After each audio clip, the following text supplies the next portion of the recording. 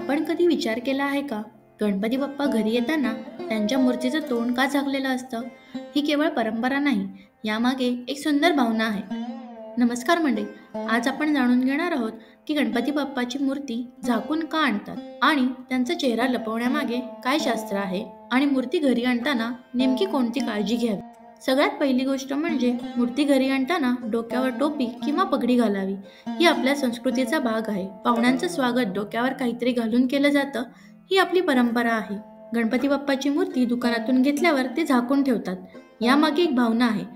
मूर्तीला कोणाची दृष्टी लागू नये. त्याचबरोबर मूर्ती मातीची असेल तर ती तुटू देखील नाही, त्याच्यावरती काही धूळ बसू नये म्हणून ती झाकली जाते.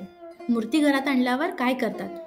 मूर्ती घराच्या दारात आणल्यावर तिचं औक्षण केलं जातं आणि मगच त्याच्यावरचं कापड काढलं जातं.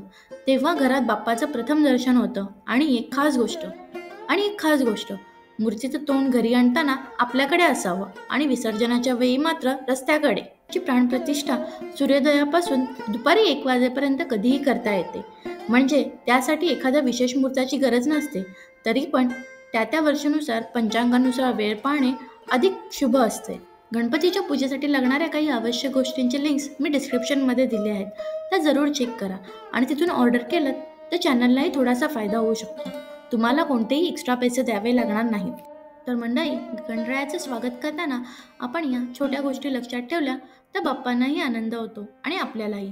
तुम्हाला हा व्हिडिओ आवडला असेल आणि उपयोगी वाटला असेल तर लाईक करा, शेअर करा आणि अशाच पारंपरिक गोष्टी जाणून घेण्यासाठी चॅनलला सबस्क्राईब करायला विसरू नका.